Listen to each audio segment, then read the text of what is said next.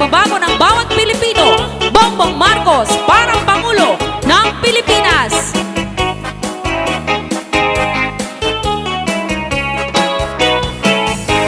BBM iboto para pagkapangulo, pagkat siya'y may prinsipyo, may tapang at sadyang matalino.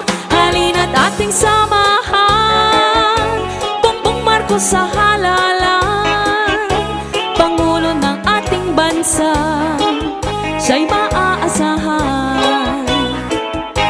Gising na Pilipinas, tama ng paghihirap, upang muling uulan, ihalal ang nararapat.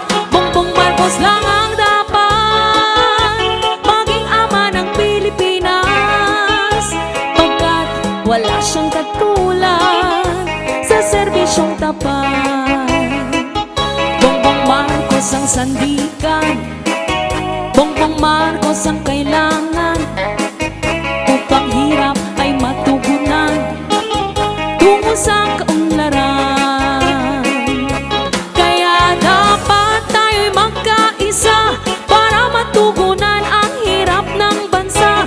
Bongbong Marcos lamang ang ating pag-asa para sa pagsulong ng ekonomiya. Bongbong Marcos, tunay na kaibigan, tapat sa serbisyo at maaasahan. Kaya Bongbong Marcos ang ating ihalal sa pagkapangulo.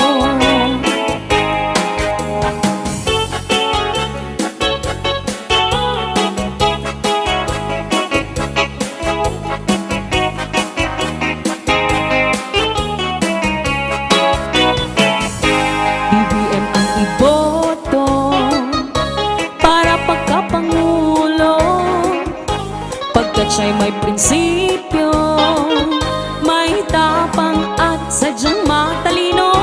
Halina't ating samahan Bongbong Marcos sa halalan, Pangulo ng ating bansa, siya'y maaasahan. Gising na Pilipinas, tama ng paghihirap, upang muling uulan, ihalal ang nararapat.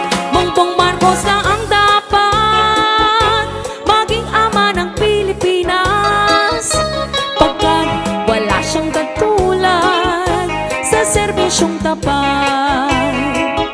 Bongbong Marcos ang sandigan, Bongbong Marcos ang kailangan, upang hirap ay matugunan tungo sa kaunlaran.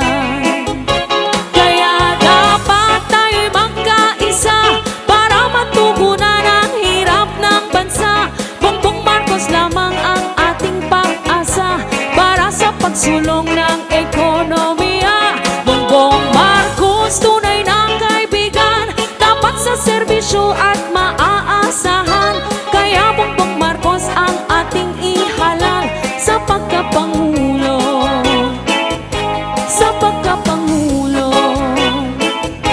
Kay BBM tayo, BBM para sa pagbabago, BBM para Pangulo.